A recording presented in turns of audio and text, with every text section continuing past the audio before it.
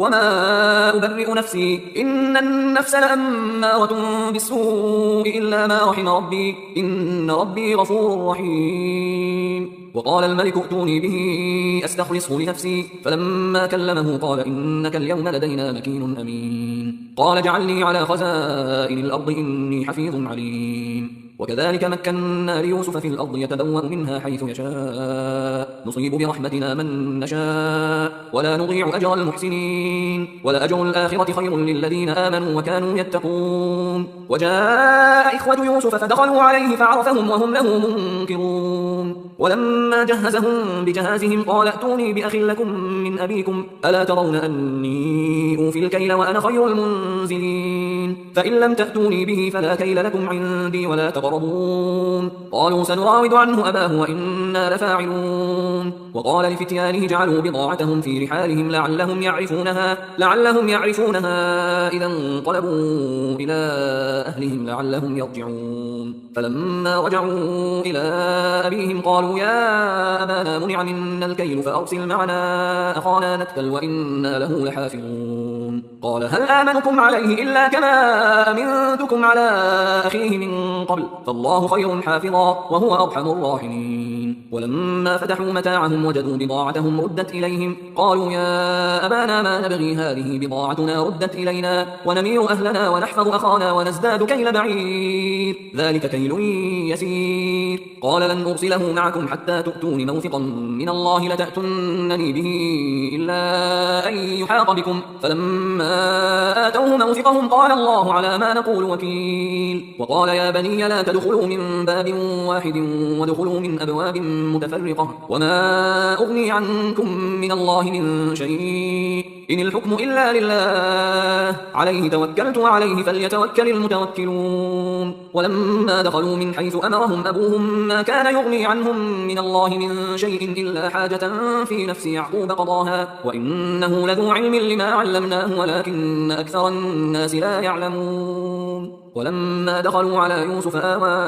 إليه أخاه قال إني أنا أخوك فلا تبتئس بما كانوا يعملون. فلما جهزهم بجهازهم جعل السقاية في رحل أخيه ثم أذن مؤذن أيتها العير إنكم لسارقون. قالوا وأقبلوا عليهم ماذا تفقدون قالوا نفقد صواع الملك ولمن جاء به حمل بعير وأنا به زعيم. قالوا تالله لقد علمتم ما جئنا لنفسد في الأرض وما كنا سارقين. قالوا فما جزاؤه إن كنتم كاذبين. قالوا جزاؤه من وجد في رحله فهو جزاؤه كذلك نجزي الظالمين. فبدأ بأوعيتهم قبل وعاء أخيه ثم استخرجها من وعاء أخيه كذلك كدنا ليوسف ما كان ليأخذ أخاه في دين الملك إلا أن يشاء الله نرفع درجات من نشاء وفوق كل ذي علم عليم. قالوا إن يسرق فقد سرق أخ له من قبل فأسرها يوسف في نفسه ولم يبدها لهم قال أنتم شر مكانا والله أعلم بما تصفون. قالوا يا أيها العزيز إن له أبا شيخا كبيرا فخذ أحدنا مكانه إنا نراك من المحسنين. قال معاذ الله أن نأخذ إلا من وجدنا متاعنا عنده إنا إذا لظالمون. فلما استيئسوا منه خلصوا نجيا قال كبيرهم ألم تعلموا أن أباكم قد أخذ عليكم موثقا من الله ومن قبل ما فرطتم في يوسف فلن أبرح الأرض حتى يأذن لي أبي أو يحكم الله لي وهو خير الحاكمين. ارجعوا إلى أبيكم فقولوا يا أبانا إن ابنك سرق وما شهدنا إلا بما علمنا وما كنا للغيب حافظين. واسأل القرية التي كنا فيها والعير التي أقبلنا فيها وإنا لصادقون. قال بل سولت لكم أنفسكم أمرا فصبر جميل عسى الله أن يأتيني بهم جميعا إنه هو العليم الحكيم. وتولى عنهم وقال يا أسفا على يوسف وابيضت عيناه من الحزن فهو كظيم. قالوا تالله تفتأ تذكر يوسف حتى تكون حرضا أو تكون من الهالكين. قال إنما أشكو بثي وحزني إلى الله وأعلم من الله ما لا تعلمون. يا بني يذهبوا فتحسسوا من يوسف وأخيه ولا تيأسوا من روح الله إنه لا ييأس من روح الله إلا القوم الكافرون فلما دخلوا عليه قالوا يا أيها العزيز مسنا وأهلنا الضر وجئنا ببضاعة مزجاة فأوف لنا الكيل وتصدق علينا إن الله يجزي المتصدقين قال هل علمتم ما فعلتم بيوسف وأخيه إذ أنتم جاهلون قالوا أئنك لأنت يوسف قال أنا يوسف وهذا أخي قد من الله علينا إنه من يتق ويصبر فإن الله لا يضيع أجر المحسنين قالوا تالله لقد آثرك الله علينا وإن كنا لخاطئين قال لا تثريب عليكم اليوم يغفر الله لكم وهو أرحم الراحمين اذهبوا بقميصي هذا فألقوه على وجه أبي يأت بصيرا وأتوني بأهلكم أجمعين ولما فصلت العير قال أبوهم إني لأجد ريح يوسف لولا أن تفندون قالوا تالله إنك لفي ضلالك القديم فلما أن جاء البشير ألقاه على وجهه فارتد بصيرا قال ألم أقل لكم إني أعلم من الله ما لا تعلمون قالوا يا أبانا استغفر لنا ذنوبنا إنا كنا خاطئين قال سوف أستغفر لكم ربي إنه هو الغفور الرحيم فلما دخلوا على يوسف آوى إليه أبويه وقال ادخلوا مصر إن شاء الله آمنين ورفع أبويه على العرش وخروا له سجدا وقال يا أبت هذا تأويل رؤياي من قبل قد جعلها ربي حقا وقد أحسن بي إذ أخرجني من السجن وجاء بكم من البدو من بعد أن نزغ الشيطان بيني وبين إخوتي إن ربي لطيف لما يشاء إنه هو العليم الحكيم رب قد آتيتني من الملك وعلمتني من تأويل الأحاديث فاطر السماوات والأرض أنت ولي في الدنيا والآخرة توفني مسلما وألحقني بالصالحين ذلك من أنباء الغيب نوحيه إليك وما كنت لديهم إذ أجمعوا أمرهم وهم يمكرون وما أكثر الناس ولو حرصت بمؤمنين وما تسألهم عليه من أجر إن هو إلا ذكر للعالمين وكأي من آية في السماوات والأرض يمرون عليها وهم عنها معرضون وما يؤمن أكثرهم بالله إلا وهم مشركون أفأمنوا أن تأتيهم غاشية من عذاب الله أو تأتيهم الساعة بغتة وهم لا يشعرون قل هذه سبيلي أدعو إلى الله على بصيرة أنا ومن اتبعني وسبحان الله وما أنا من المشركين وما أرسلنا من قبلك إلا رجالا نوحي إليهم من أهل القرى أفلم يسيروا في الأرض فينظروا كيف كان عاقبة الذين من قبلهم ولدار الآخرة خير للذين اتقوا أفلا تعقلون حتى إذا استيأس الرسل وظنوا أنهم قد كذبوا جاءهم نصرنا فنجي من نشاء ولا يرد بأسنا عن القوم المجرمين لقد كان في قصصهم عبرة لأولي الألباب ما كان حديثا يفترى ولكن تصديق الذي بين يديه وتفصيل كل شيء وهدى ورحمة لقوم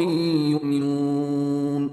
بسم الله الرحمن الرحيم ألف لام ميم را تلك آيات الكتاب والذي أنزل إليك من ربك الحق ولكن أكثر الناس لا يؤمنون الله الذي رفع السماوات بغير عمد ترونها ثم استوى على العرش وسخر الشمس والقمر كل يجري لأجل مسمى يدبر الأمر يفصل الآيات لعلكم بلقاء ربكم توقنون وهو الذي مد الأرض وجعل فيها رواسي وأنهارا ومن كل الثمرات جعل فيها زوجين اثنين يغشي الليل النهار إن في ذلك لآيات لقوم يتفكرون وفي الأرض قطع متجاورات وجنات من أعناب وزرع ونخيل صنوان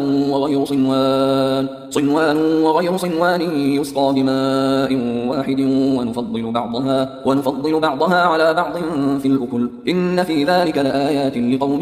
يعقلون وإن تعجب فعجب قولهم أإذا كنا ترابا أإنا لفي خلق جديد أولئك الذين كفروا بربهم وأولئك الأغلال في أعناقهم وأولئك أصحاب النار هم فيها خالدون ويستعجلونك بالسيئة قبل الحسنة وقد خلت من قبلهم المثلات وإن ربك لذو مغفرة للناس على ظلمهم وإن ربك لشديد العقاب ويقول الذين كفروا لولا أنزل عليه آية من ربه إنما أنت منذر ولكل قوم هاد الله يعلم ما تحمل كل أنثى وما تغيض الأرحام وما تزداد وكل شيء عنده بمقدار عالم الغيب والشهادة الكبير المتعال سواء منكم من أسر القول ومن جهر به ومن هو مستخف بالليل وسارب بالنهار له معقبات من بين يديه ومن خلفه يحفظونه من أمر الله إن الله لا يغير ما بقوم حتى يغيروا ما بأنفسهم وإذا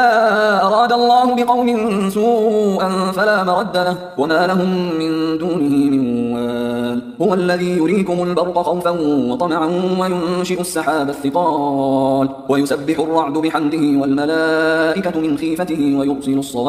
ويرسل الصواعق فيصيب بها من يشاء وهم يجادلون في الله وهو شديد المحال له دعوة الحق والذين يدعون من دونه لا يستجيبون لهم بشيء إلا كباسط كفيه إلى الماء ليبلغ فاه وما هو ببالغه وما دعاء الكافرين إلا في ضلال ولله يسجد من في السماوات والأرض طوعا وكرها وظلالهم بالغدو والآصال قل من رب السماوات والأرض قل الله قل أفاتخذتم من دونه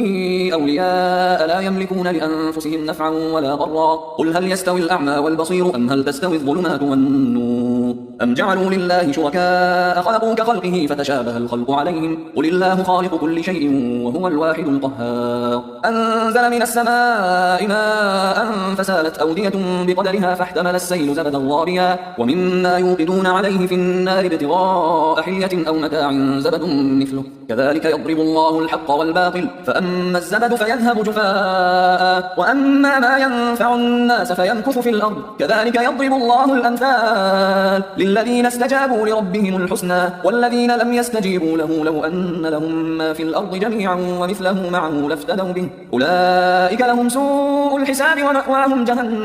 ومأواهم جهنم وبئس المهاد أفمن يعلم أنما أنزل إليك من ربك الحق كمن هو أعمى إنما يتذكر أولو الألباب الذين يوفون بعهد الله ولا ينقضون الميثاق والذين يصلون ما أمر الله به أن يوصل ويخشون ربهم ويخافون سوء الحساب والذين صبروا ابتغاء وجه ربهم وأقاموا الصلاة وأنفقوا مما رزقناهم سرا وعلانية ويدرؤون بالحسنة السيئة أولئك لهم عقبى الدار جنات عدن يدخلونها ومن صلح من آبائهم وأزواجهم وذرياتهم والملائكة يدخلون عليهم من كل باب سلام عليكم بما صبرتم فنعم عقبى الدار والذين ينقضون عهد الله من بعد ميثاقه ويقطعون ما أمر الله به أن يوصل ويفسدون في الأرض أولئك لهم اللعنة ولهم سوء الدار الله يبسط الرزق لمن يشاء ويقدر وفرحوا بالحياة الدنيا وما الحياة الدنيا في الآخرة إلا متاع ويقول الذين كفروا لولا أنزل عليه آية من ربه قل إن الله يضل من يشاء ويهدي إليه من أناب الذين آمنوا وتطمئن قلوبهم بذكر الله ألا بذكر الله تطمئن القلوب الذين آمنوا وعملوا الصالحات طوبى لهم وحسن مآب كذلك أرسلناك في أمة قد خلت من قبلها أمم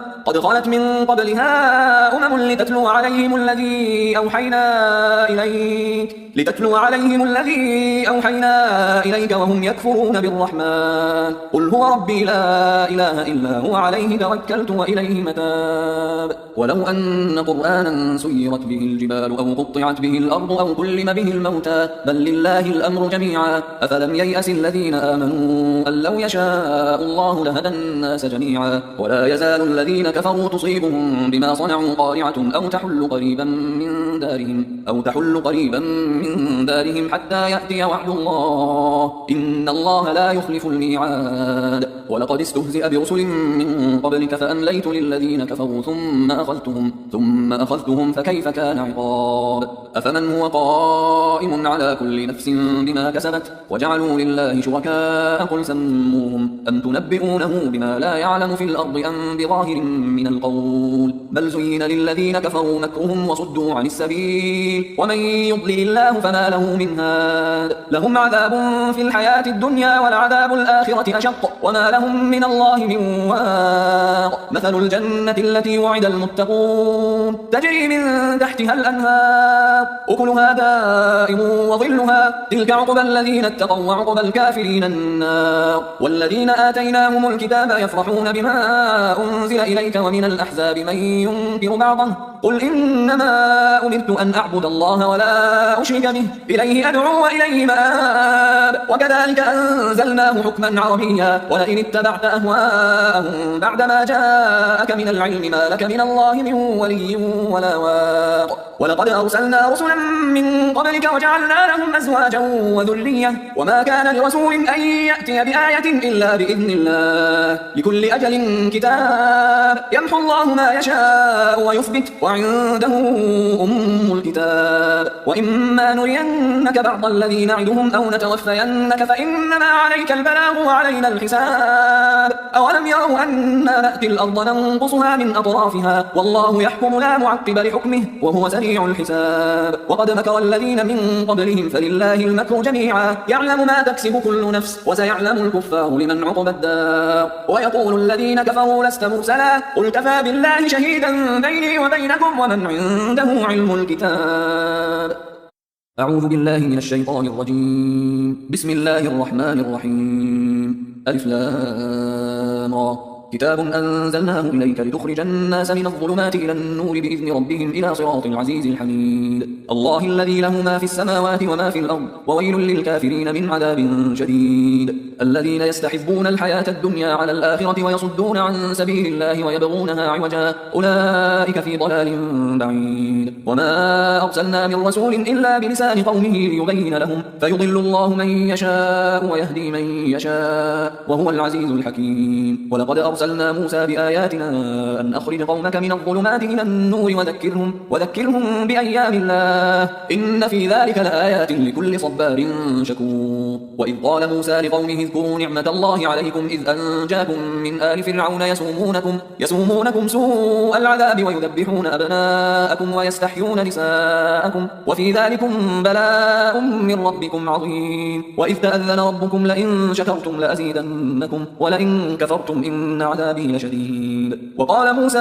إن تكفروا أنتم ومن في الأرض جميعا فإن الله لغني حميد ألم يأتكم نبأ الذين من قبلكم قوم نوح وعاد وثمود والذين من بعدهم لا يعلمهم إلا الله جاءتهم رسلهم بالبينات فردوا أيديهم في أفواههم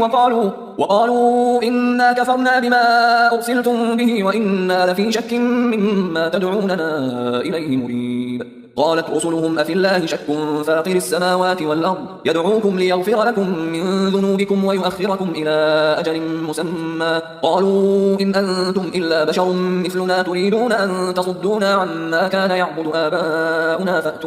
فأتونا بسلطان مبين قالت لهم رسلهم إن نحن إلا بشر مثلكم ولكن الله يمن على من يشاء من عباده وما كان لنا أن نأتيكم بسلطان إلا بإذن الله وعلى الله فليتوكل المؤمنون وما لنا ألا نتوكل على الله وقد هدانا سبلنا ولنصبرن على ما آذيتمونا وعلى الله فليتوكل المتوكلون وقال الذين كفروا لرسلهم لنخرجنكم من أرضنا أو لتعودن في ملتنا فأوحى إليهم ربهم لنهلكن الظالمين ولنسكننكم الأرض من بعدهم ذلك لمن خاف مقامي وخاف وعيد واستفتحوا وخاب كل جبار عنيد من ورائه جهنم ويسقى من ماء صديد يتجرعه ولا يكاد يسيغه ويأتيه الموت من كل مكان وما هو بميت ومن ورائه عذاب غليظ. مثل الذين كفروا بربهم أعمالهم كرماد اشتدت به الريح في يوم عاصف لا يقدرون مما كسبوا على شيء ذلك هو الضلال البعيد. ألم تر أن الله خلق السماوات والأرض بالحق إن يشأ يذهبكم ويأتي بخلق جديد وما ذلك على الله بعزيز. وبرزوا لله جميعا فقال الضعفاء للذين استكبروا إنا كنا لكم تبعا فهل أنتم مغنون عنا من عذاب الله من شيء قالوا لو هدانا الله لهديناكم سواء علينا أجزعنا أم صبرنا ما لنا من محيص. وقال الشيطان لما قضي الأمر إن الله وعدكم وعد الحق ووعدتكم فأخلفتكم وما كان لي عليكم من سلطان إلا أن دعوتكم فاستجبتم لي فلا تلوموني ولوموا أنفسكم ما أنا بمصرخكم وما أنتم بمصرخي إني كفرت بما أشركتمون من قبل إن الظالمين لهم عذاب أليم. وأدخل الذين آمنوا وعملوا الصالحات جنات تجري من تحتها الأنهار خالدين فيها بإذن ربهم تحيتهم فيها سلام. ألم تر كيف ضرب الله مثلا كلمة طيبة كشجرة طيبة أصلها ثابت وفرعها في السماء تؤتي أكلها كل حين بإذن ربها ويضرب الله الأمثال للناس لعلهم يتذكرون. ومثل كلمة خبيثة كشجرة خبيثة اجتثت من فوق الأرض ما لها من قرار يثبت الله الذين آمنوا بالقول الثابت في الحياة الدنيا وفي الآخرة ويضل الله الظالمين ويفعل الله ما يشاء. ألم تر إلى الذين بدلوا نعمة الله كفرا وأحلوا قومهم دار البوار جهنم يصلونها وبئس القرار وجعلوا لله أندادا ليضلوا عن سبيله قل تمتعوا فإن مصيركم إلى النار. قل لعبادي الذين آمنوا يقيموا الصلاة وينفقوا مما رزقناهم سرا وعلانية من قبل أن يأتي يوم لا بيع فيه ولا خلال. الله الذي خلق السماوات والأرض وأنزل من السماء ماء فأخرج به من الثمرات رزقا لكم وسخر لكم الفلك لتجري في البحر بأمره وسخر لكم الأنهار وسخر لكم الشمس والقمر دائبين وسخر لكم الليل والنهار وآتاكم من كل ما سألتموه وإن تعدوا نعمة الله لا تحصوها إن الإنسان لظلوم كفار. وإذ قال إبراهيم رب اجعل هذا البلد آمنا واجنبني وبني أن نعبد الأصنام رب إنهن أضللن كثيرا من الناس فمن تبعني فإنه مني ومن عصاني فإنك غفور رحيم. ربنا إني أسكنت من ذريتي بواد غير ذي زرع عند بيتك المحرم ربنا ليقيموا الصلاة فاجعل أفئدة من الناس تهوي إليهم وارزقهم من الثمرات لعلهم يشكرون. ربنا إنك تعلم ما نخفي وما نعلن وما يخفى على الله من شيء في الأرض ولا في السماء. الحمد لله الذي وهب لي على الكبر إسماعيل وإسحاق إن ربي لسميع الدعاء. رب اجعلني مقيم الصلاة ومن ذريتي ربنا وتقبل دعاء. ربنا اغفر لي ولوالدي وللمؤمنين يوم يقوم الحساب. ولا تحسبن الله غافلا عما يعمل الظالمون إنما يؤخرهم ليوم تشخص فيه الأبصار مهطعين مقنعي رؤوسهم لا يرتد إليهم طرفهم وأفئدتهم هواء. وأنذر الناس يوم يأتيهم العذاب فيقول الذين ظلموا ربنا أخرنا إلى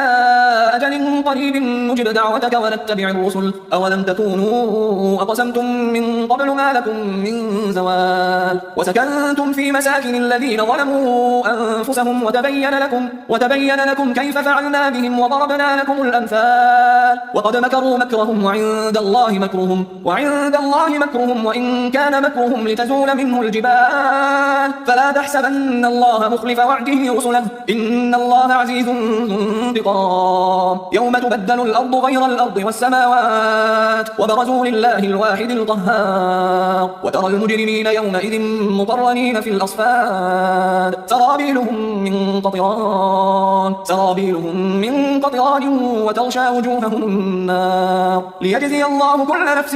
ما كسبت إن الله سريع الحساب هذا بلاغ للناس ولينذروا به وليعلموا أنما هو إله واحد وليذكر أولو الألباب بسم الله الرحمن الرحيم ألف لام را تلك آيات الكتاب وقرآن مبين